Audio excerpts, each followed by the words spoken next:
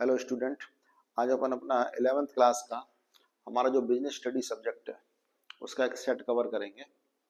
तो business study में हमारा जो आज पहला क्वेश्चन है वो है choose the correct option. Following is net not an economic activities. इनमें से कौन सी इकोनॉमिक एक्टिविटीज नहीं होती है, इनमें से कौन सी आर्थिक क्रिया नहीं होती है। पहला व्यापार करना, दूसरा समाज की सेवा करना, तीसरा प्रोफेशन और चौथा रोजगार यानी कि एम्प्लॉयमेंट यानी कि नौकरी करना। तो इसमें से जो इकोनॉमिक एक्टिविटीज नहीं होती है वो है सोशल वेलफेयर। हम बिजनेस करेंगे तो भी पैसा कमाएंगे, हम टीचर डॉक्टर या फिर इंजीनियर वगैरह पेशे का काम करेंगे तो भी पैसा कमाएंगे, और नौकरी करेंगे तो भी पैसा कमाएंगे। जबकि पैसा किससे नहीं आएगा? सोशल सर्विस यानी कि समाज की सेवा से। Next, Hindustan Unilever limited. Hindustan Unilever limited क्या है? ये एक मल्टीनेशनल कंपनी है क्या, या फिर ये एक पब्लिक कॉरपोरेशन है, या फिर ये गवर्नमेंट कंपनी है, या फिर पब्लिक एंटरप्राइज है? तो जो हिंदुस्तान यूनिलीवर लिमिटेड है वो एक गवर्नमेंट कंपनी है। Third point, use of insecticides. जो कीटनाशक दवाइयां हैं अगर अपन का इस्तेमाल करें तो ये किस प्रकार का पॉल्यूशन है?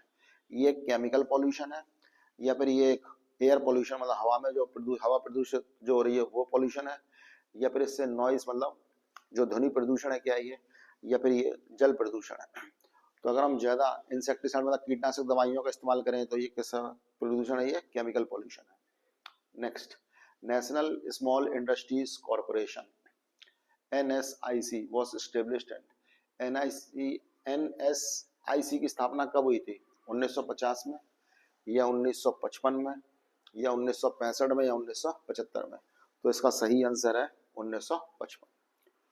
Soap in which producers sell goods of own production is called. एक प्रोड्यूसर अगर अपना खुद ही माल बना करके बेच रहा है तो जिस दुकान में वो माल बेचता है ऐसे प्रोडक्शन को अपन क्या कहेंगे? मल्टीपल चेन शॉप्स, या फिर डिपार्टमेंटल स्टोर, या फिर इंटरनेट्स, या फिर स्टॉल शॉप्स। तो इसको अपन डिपार्टमेंटल स्टोर कहेंगे। डिपार्टमेंटल स्टोर में एक सेलर अपना ही माल खुद बना करके बेच सकता है। चार्टर पार्टी क्या होती है? ये एक इंश्योरेंस पॉलिसी है, या फिर ये एक ऑर्डर है, या फिर ये अथॉरिटी लेटर है, या फिर ये कॉन्ट्रैक्ट है? तो जो चार्टर पार्टी होता है वो एक कॉन्ट्रैक्ट होता है। Fill in the blanks. In employment the employ gets. अगर कोई आदमी एम्प्लॉयमेंट मतलब रोजगार हमारे यहाँ पे लेने आया है तो हम एम्प्लॉयर है और वो कर्मचारी है, तो हम अपने एम्प्लॉय को या तो मजदूरी देंगे या फिर और क्या दे सकते हैं? हम उसको सैलरी दे सकते हैं। Next, steel authority of India is a dash company. SAIL SAIL। तो स्टील अथॉरिटी ऑफ इंडिया ये किस प्रकार की कंपनी है? ये एक पब्लिक सेक्टर है, या फिर ये एक महाराष्ट्र गवर्नमेंट की कंपनी है। नेक्स्ट, ई कॉमर्स एक हिस्सा होता है। ई commerce is a part of. E commerce किसका हिस्सा होता है? ई बिजनेस और ट्रेड का। ई commerce is the part of E business और ट्रेड। जो ई कॉमर्स होता है वो ई बिजनेस का एक छोटा सा पार्ट या हिस्सा होता है। Next, ethics are related with. जो एथिक्स होते हैं, जो हमारे उसूल होते हैं, जो हमारे सिद्धांत होते हैं, वो किससे रिलेटेड होते हैं? मोरालिटी और वैल्यू और राइट से। मोरालिटी और वैल्यू राइट का मतलब ये होता है हमारे जो नियम होते हैं, उसूल होते हैं, हमें ये कहते हैं कि हम जो माल बेच रहे हैं वो अच्छी क्वालिटी का बेचें, हम उसमें मिलावट वगैरह ना करें। तो ये बिजनेस का एक उसूल होता है। In the absence of dash the table A is applied. अगर किसी कंपनी ने अपना आर्टिकल ऑफ एसोसिएशन ना बनाया हो तो कौन सा टेबल अप्लाइड होता है? टेबल ए। टेबल ए कब अप्लाई होता है? जब किसी कंपनी ने अपना आर्टिकल ऑफ एसोसिएशन ना बनाया हो। Next, the district industry centre DIC was launched in. DIC कब लॉन्च हुआ था? 1978 में। अब हम पढ़ते हैं ट्रू और फॉल्स, सही और गलत। Code of conduct is essential in a profession. जो एक पेशेवर आदमी होता है उसके लिए कोड ऑफ कंडक्ट आवश्यक होता है। कोड ऑफ कंडक्ट मतलब होता है वहाँ की जो प्रोफेशनल एसोसिएशंस होती है उसने कुछ नियम कायदे कानून बनाए होते हैं तो वो हमें फॉलो करने पड़ते हैं। तो ये बिल्कुल सही है, सत्य है। There is no red tapism in the departmental undertaking. जो डिपार्टमेंटल अंडरटेकिंग होती है क्या उसमें चीटिंग या फ्रॉड वगैरह फिर धोखाधड़ी नहीं होता है? फॉल्स, उसमें भी चीटिंग और फ्रॉड धोखाधड़ी वगैरह होता है। Next, there are several hindrance in the e business या फिर ई कॉमर्स। जो हम ई बिजनेस या फिर ई कॉमर्स करते हैं, क्या उसमें कुछ चीजें छुपी हुई होती हैं? सत्य, बिल्कुल। अगर हम ऑनलाइन बिजनेस करते हैं तो उसमें कई चीजें छुपी हुई होती हैं। Next, self imposed discipline is an element of business ethics.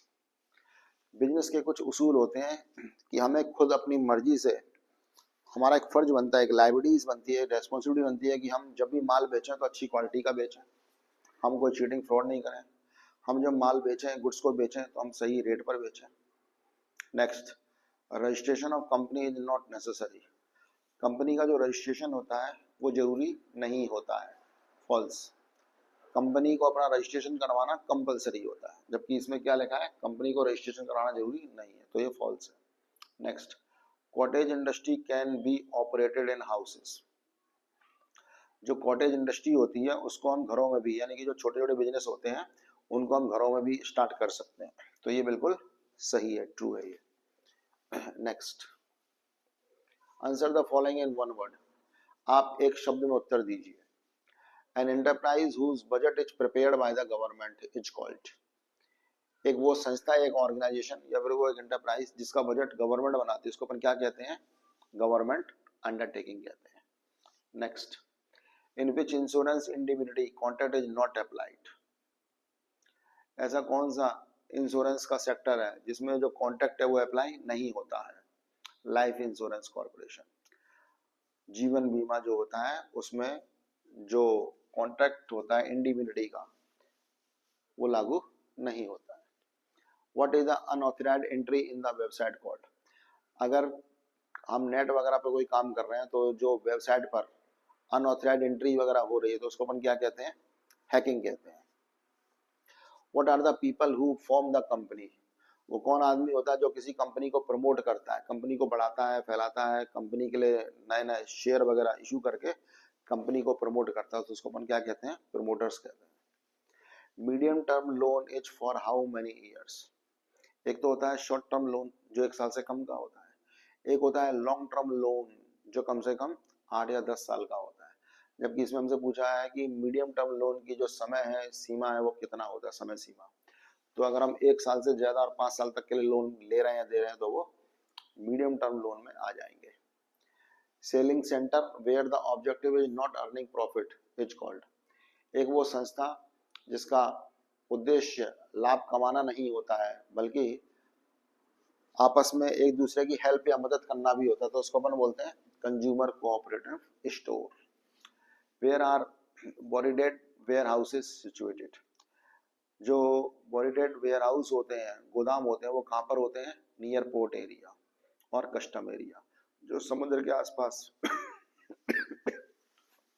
बड़े बड़े बंदरगाह होते हैं, तो वहां पर अपन बड़े बड़े वेयर हाउस बनाते हैं जहाँ पर विदेशों से जो पानी के में जहाज आते हैं वो अपना माल वगैरह उतारते हैं। नेक्स्ट, अब हम पढ़ेंगे match the following.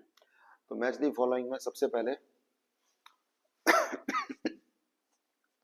One man one vote, एक आदमी एक ही वोट दे सकता है, तो इसका जो सही आंसर है वो है कोऑपरेटिव सोसाइटी। सहकारी संस्था में जितने भी आदमी इकट्ठे इकट्ठे होते हैं और अपना एक ग्रुप बनाते हैं तो उसमें एक आदमी एक ही वोट दे सकता है। नेक्स्ट है कॉमन सील। कॉमन सील किसकी होती है? कॉमन सील कंपनी की होती है। हर कंपनी की अपनी एक कॉमन स्टैंप यानी कि सील होती है। Next, Mitakshara system. Mitakshara system शेष भारत में लागू होता है। Next, debenture holder. जो लोग कंपनी को लोन देते हैं वो कंपनी के कौन होते हैं? लेनदार होते हैं, तो हमारा फोर्थ का जो आंसर है वो ए हो जाएगा। Next, retain earning. अगर हमने कोई बिजनेस खोला और हम लाभ कमा रहे हैं तो वही बिजनेस का पैसा हम बिजनेस में फिर से लगा सकते हैं, तो हम बिजनेस के मालिक हैं, तो हमने जो भी लाभ कमाया वो हम बिजनेस में लगा सकते हैं। तो रिटेन अर्निंग एक तरह से ऑनर फंड होता है। पब्लिक डिपॉजिट, जनता का जो पैसा हमारे पास जमा है, पब्लिक डिपॉजिट, वो पैसा किसका है? पब्लिक का है, तो इसका आंसर हमारा 6 का बी हो गया। नेक्स्ट, पार्टनरशिप, साझेदारी। साझेदारी क्या है? साझेदारी में कौन सा एक्ट लगता है? 1932। साझेदारी में 1932 अधिनियम लागू होता है। ये हमारे इसके आंसर है। वैसे तो मैं आपको आंसर बता ही दिए। आज का हमारा जो पहला क्वेश्चन है, क्वेश्चन नंबर 6 यहाँ से स्टार्ट होते हैं। अभी तक हम ऑब्जेक्टिव टाइप क्वेश्चन पढ़ रहे थे। तो हमारा जो क्वेश्चन नंबर 6 है उसमें है what do you mean by industry. आप इंडस्ट्री से क्या समझते हैं?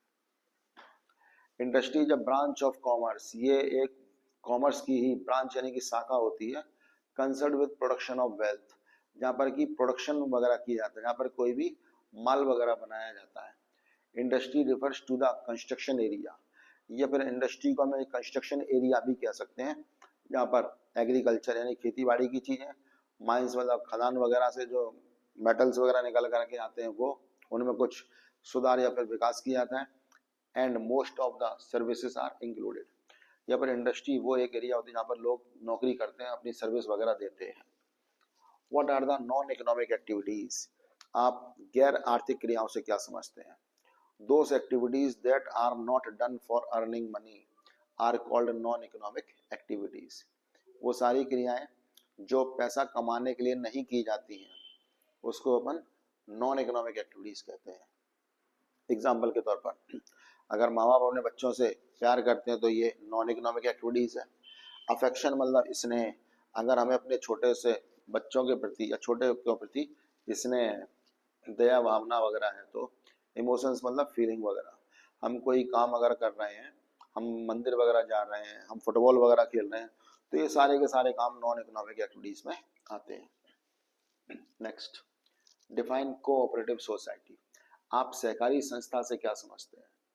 कोऑपरेशन या फिर cooperative secretary is a form of organisation in which persons voluntary associate together on the basis of equality for the promotion of their economic interest.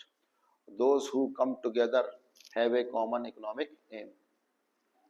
जो cooperative society या फिर एक संगठन होता है उसमें अपनी मर्जी से कुछ लोग आकर के उस ग्रुप में ऐड हो जाते हैं और वो आपस में एक दूसरे की मदद वगैरह करते हैं। एक आदमी सबके लिए और सब आदमी एक के लिए है, जिसमें एक आदमी एक वोट भी दे सकता है, जो अभी हमने थोड़ी देर पहले ऑब्जेक्टिव टाइप क्वेश्चन में पढ़ा था। Those who come together have a common economic aim, जिन सबका मकसद एक ही होता है कि वो समाज की भलाई के लिए भी कुछ काम करेंगे और अपने जो ग्रुप बनाया है उन्होंने अपने ग्रुप के लिए भी वो लोग सोशल वेलफेयर का काम करेंगे। Next, what do you mean bye prospectus, आप प्रोस्पेक्टस से क्या समझते हैं? Generally prospectus means a kind of circular, सामान्य तौर पर जो प्रोस्पेक्टस होता है वो एक सर्कुलर होता है which is published for inspiring to purchase its shares after the making of a company by promoters.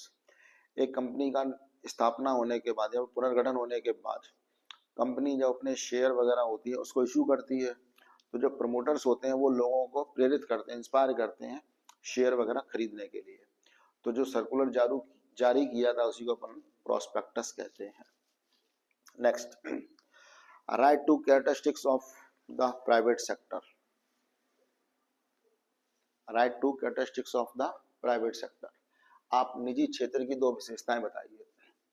पहला है ownership, these enterprises are under the ownership of private people और इंस्टीट्यूशन। जो निजी संस्था या फिर जो निजी क्षेत्र होता है उसका जो मालिक होता है और उसका जो मैनेजमेंट है पूरे का पूरा प्राइवेट हाथों में होता है। दूसरा है objectives, the purpose of the enterprises of the private sector is to earn maximum profit. जो निजी क्षेत्र होता है उसका पहला जो प्राथमिकता होती है वो होता है ज्यादा से ज्यादा लाभ कमाना। They do not give more attention और सोशल सर्विस, ये ज्यादा सोशल सर्विस के चक्कर में नहीं पड़ते हैं, ये इनका मेन मकसद ज्यादा लाभ कमाना होता है। Next, what do you mean by business services, आप व्यापार जो सर्विस देता है उससे आप क्या समझते हैं? Business services are those service which are required in every business, व्यापारिक या फिर व्यापार के द्वारा जो सेवाएं दी जाती है वो सारे प्रकार के बिजनेस के लिए आवश्यक है। And are related with transfer, storage, collection, transportation, insurance and financial management.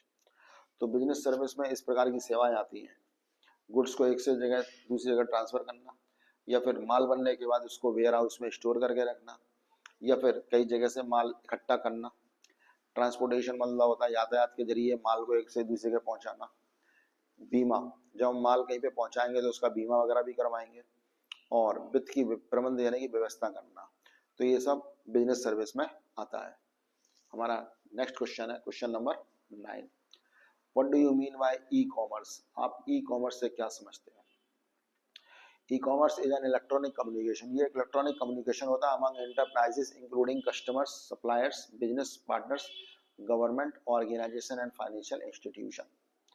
जो ई कॉमर्स होता है वो एक प्रकार का इलेक्ट्रॉनिक कम्युनिकेशन होता है।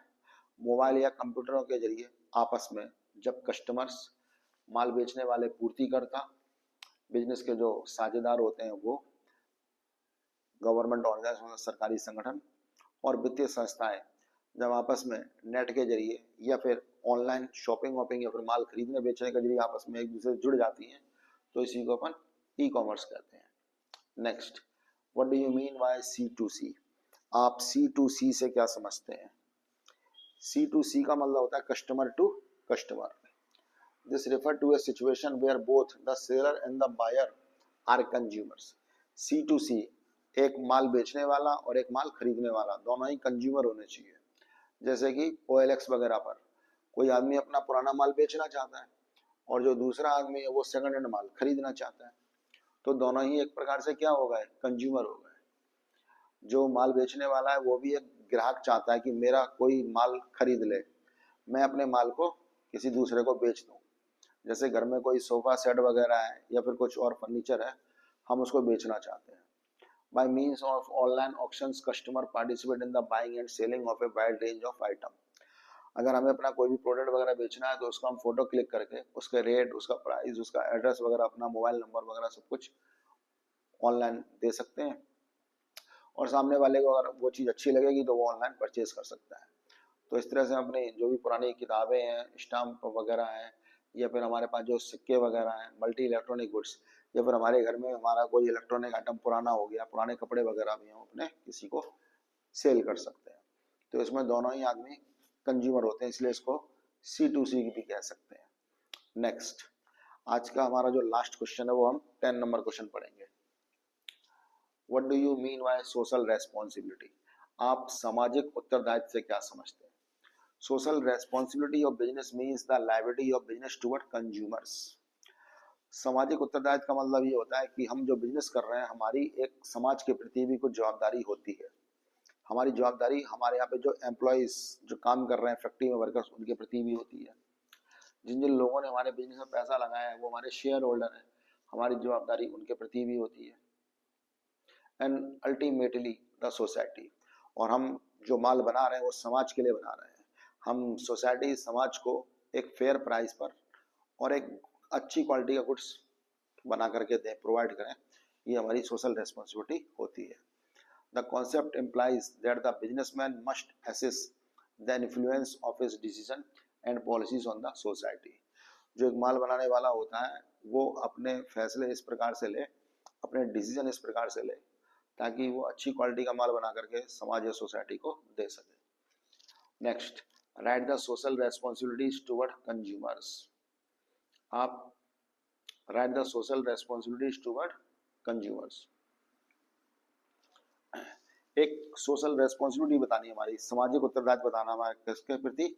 एक ग्राहक यानी कि कंज्यूमर के प्रति एक समाज की क्या जवाबदारी बनती है। Business has to provide good quality product at a fair price to the consumer. अगर हमने कोई व्यापार खोला है और अगर हम कोई भी प्रोडक्ट वगैरह बना रहे हैं तो हमारा एक सामाजिक उत्तरदायित्व ये बनता है कि हम समाज में जो लोग रहते हैं उनको एक अच्छी क्वालिटी का माल और एक सही प्राइस यानी कि सही कीमत पर प्रोवाइड करें। Next, to ensure regular and sufficient supply. हम रेगुलर माल बनाएं और रेगुलर और पर्याप्त मात्रा में हम मार्केट में माल बना करके भेजें। Third point, to provide sales after service properly. ऐसा नहीं है कि बस हमने एक बार कस्टमर को माल बेच दिया उसके बाद हमारा कस्टमर से कोई मतलब नहीं है। हमें कस्टमर को माल बेचने के बाद जो भी हम उसको वारंटी गारंटी वगैरह देते हैं या फिर हमने अगर उसको प्रॉमिस किया है कि हम तुम्हें माल बेचने के बाद उसकी सर्विस वगैरह भी देंगे, 1 साल तक फ्री में देंगे, या जो भी हमने उससे प्रॉमिस वगैरह किया वो प्रॉमिस हमें सही तरह से निभाना चाहिए। फोर्थ पॉइंट है to issue a cash memo whether a customer requests it or not. भले ही कस्टमर हमसे बिल मांगे या ना मांगे, लेकिन हमारा एक फर्ज बनता है कि अगर हमने अपने कस्टमर को माल बेचा है तो हम इसको एक कैश मेमो यानी कि एक बिल बना करके जरूर दें। ये एक प्रूफ, एक सबूत का काम करता है। ओके स्टूडेंट, इस तरह से हम अपने 10 क्वेश्चन आज कवर कर चुके हैं। बाकी के नेक्स्ट क्वेश्चन हम अगली क्लास में करेंगे।